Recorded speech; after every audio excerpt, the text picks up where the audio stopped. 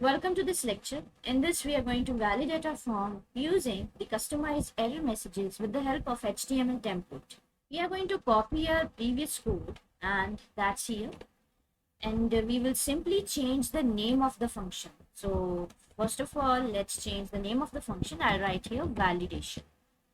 Right. So the form that is being used is form.html. This part is already discussed, but now point is that we have to validate a form using the customized error messages. In the previous code, that is the one that we just pasted here, we were not getting any error message. Instead, it was just directing us to the form submitted successfully if all the fields have been filled. Let's create the URL as well. For this, we are going to copy our previous URL, I mean this one, paste it here and simply change the name to validation. Validation, and the function name also to validation. Right, let's check for the errors. So no errors. Let's check how it is looking on the browser. This thing already worked. We are just simply checking that if this is still in working mode, we need validation. Right, so when we are clicking on submit, it is not doing anything. We are not getting any response because we are supposed to fill all the form fields and then only it will get submitted. And this thing we already have discussed in the previous lectures. But now what we need is that when we are clicking on the submit button, when any of the field is empty, let's say if I am just filling out only the name, but email and password, they are empty. They are not yet being filled. So means I should be able to see some error message. Some error message must be printed on the web page so that the user should know that your fields are empty and you have to fill it. The fields are mandatory to fill. Something like this we need to show on our web page. Let's delete all this from here. And we need to create 3 error variables so that it could be printed on the web page. Let's say I'm taking name underscore error. I'll be considering email underscore error and password underscore error. So I'm considering these as my error variables. I need to initialize their value to none at the first place. Now, we need to check that if any of these fields is empty, then we have to display that customized error message. For this, you can write if. So here, it is up to you whether you want to check the empty string or you want to use not keyword. For now, I'm using not. If not name. So the name here is actually this variable, which is fetching the value from the name text box. If not name, then we need to assign the value to this error variable. So I'll be writing name error equals to name must be filled out, or any other message. Let's say name is mandatory. You can write name is mandatory. So we just need to show the user some meaningful message. Same way, you have to go for your other text boxes, which is here. If not, we are having email. You are going to write here email error, and email is mandatory. In the same way, we now have the next one, that is if not password. We need to have password error, and password is mandatory. You can use any other condition also, like you can check the length of the password. So I can write len, and you want to check that if len of this password is less than or greater than some value. Let's say for now I'm just writing less than 6. So means that if the value of the password that you're writing, if it's not 6 characters or more, then it will show you this password is mandatory. Now we must render our form with the customized error messages. Here we have to check the condition that if any of these error messages exist, means if any of these error messages is there. For this we have to use if, and we will be using OR operator. Means that if any of these, if any one of these is there, exists, the error is there, then we have to render our form with the customized error messages that we have assigned here. So, or email error or password error. Within this, now we will be rendering the form. Return, render, request. So we want to validate now our form. We right now have not yet created the template. So let's create a new. Let's go to the template and create a new form as validation.html. We'll be opening our previous form first. I'll be copying this and pasting it here. Right, so now we are ready with the template that we can mention here, validation.html. Right, and now the third parameter will be the dictionary. Since we have customized errors now, we need to render these errors as a dictionary, as a part of the third parameter. So within this, we have to use all the errors, that is name underscore error, whose value will be name underscore error. Same way, now we are having the next one. Next one is email error, email underscore error, where the value will be email underscore error. Same way we are having the next one, that is password underscore error, and value is password underscore error. Right, so that's our dictionary that we need to show. Now we also need another condition where if there are no errors, then how the form should be rendered. In that case, the form should be rendered only with the values which are inside the text boxes. So we need an else part, and we will be declaring a variable in the beginning. And that variable is submitted details. So let's specify here submitted details. Any variable you can consider. I'm just using submitted details in order to represent the details that we want to submit by clicking on the submit button.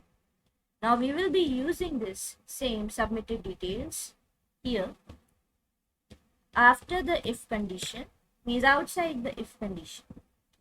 So this is our dictionary now, submitted details. So what submitted details do we need? We need name, whose value will be name. Then email, whose value will be email. We need email here, and password, whose value will be password. Right, now our dictionary is ready, so we are ready to render the form when no errors are involved. We need to come outside the post method, that is here. You can see that if request.method is post. Now if request.method is get, then in that case we will be coming outside the post method and we will return render request, then validation dot html. This is our form that we want to render, and the third parameter will be the submitted details. So let's put this as a dictionary, submitted underscore details, whose value is submitted underscore details. Right, your function is very much ready for the logic, but yet your errors will not be visible on the web page because we are not using them in the template. So we must ensure that once you have used the error variables inside the function, you do use them inside the HTML file as well.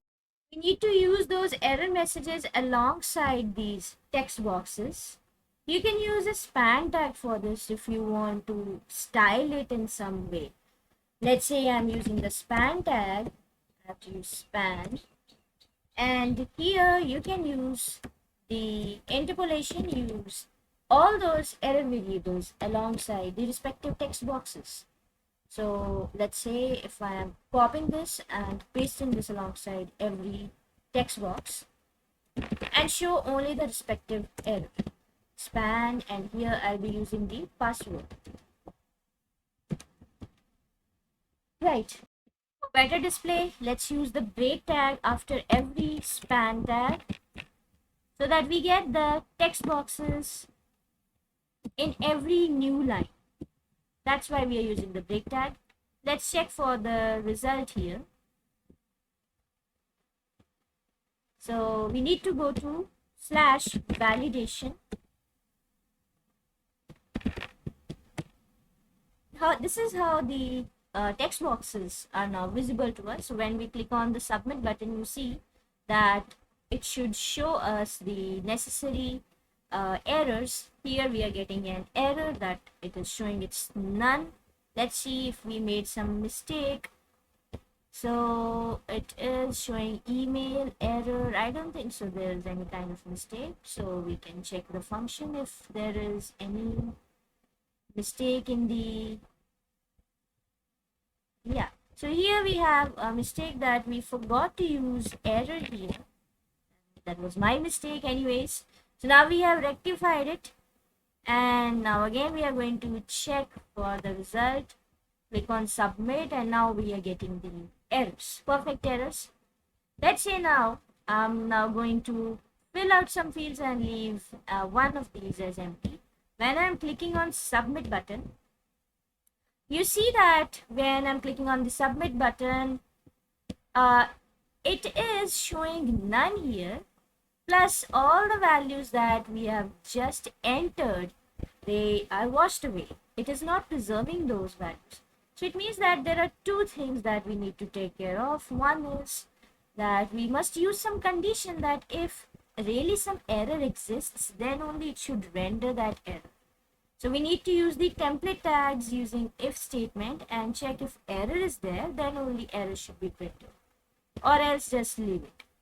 And in this case we need to preserve the value. So let's see that how we can just try to handle these issues that we are facing. To check the condition, we have to use the template tag here, that if that error exists, then only show it, or else don't show that error.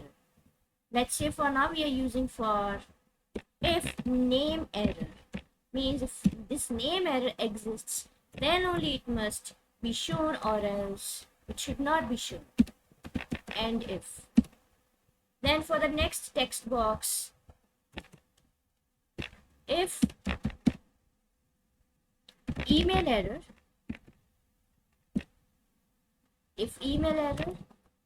then only it should show, or else it should not be shown. And if. Finally we have for the password, check the condition. If password error exists, show it, or else don't show it. Then end if. So hope there should not be any problem. I think we can reload this. Right, so there are no errors. Let's check for the results.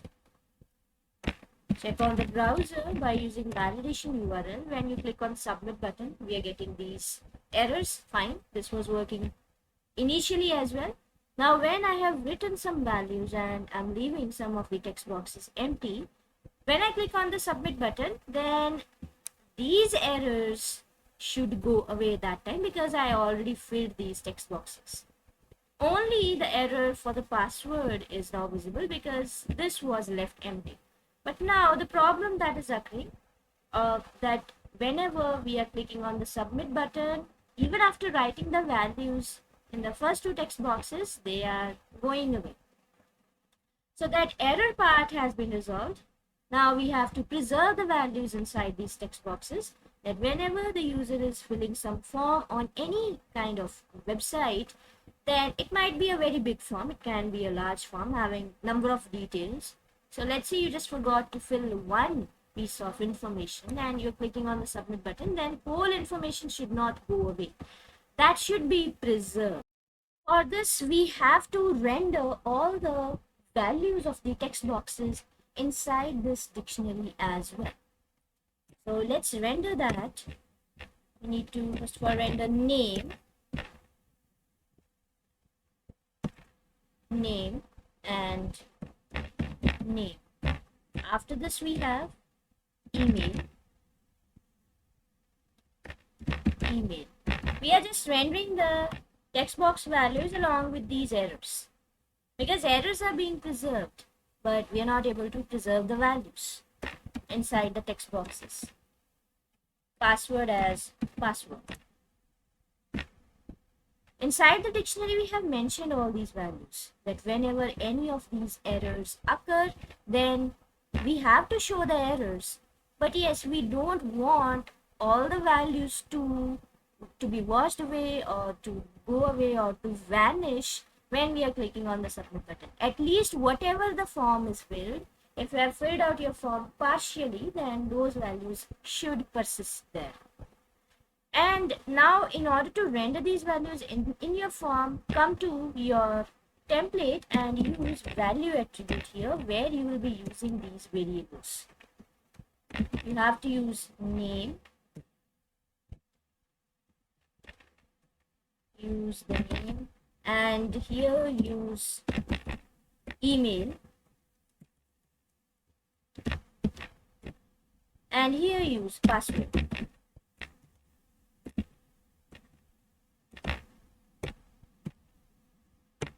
Use password here. Okay, let's check for the problem. We click on the submit button, works fine. Now when I'm filling out these two values, so errors have gone and our values are now preserved.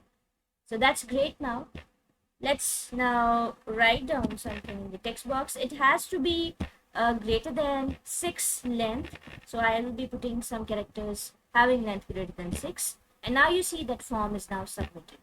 So for better understanding, let's print these values on the. Come to your form, and below this submit button you can print all the details. Now the submitted details, if you have seen here, we have created a variable, we have a dictionary as submitted details. We are going to check that if these submitted details exist, means any details are there in the text box when you are clicking on the submit button, then show these details. If submitted details, and close this condition, end if. So here I'll be using an let's say I'm using h2 tag, where I'll write the submitted details are, and within this, let's say I'm using an h3 tag, I'll use name. Since it's a dictionary, so we have to, from this dictionary, we have to render, we have to fetch the key, the respective key. So the first respective key is the name of the user. Then we have the email of the user. Email, and here also it will be email. Then we have password. It's not good to show password on the web page, but anyways, we are in the learning phase, so that is why we are performing this activity. So there don't seem to be any kind of error. Let's check for the result. When you click on the submit button, you have the errors. Let's fill out all the fields. It's writing some value here when I click on submit button. So these are the submitted details that we get. You can also customize your error message in the form of red color. So here you can use some sort of CSS Let's say if I'm in the head tag, I'll be using some style. And let's say I use a class as error. I want that the font color should be red. Red or close to red. Any other color which is close to red. Now inside this, I'll be using this class. Span class equals to, I use error. Same class I'll be using for every text box so that the errors appear in red color. Let's check for the result.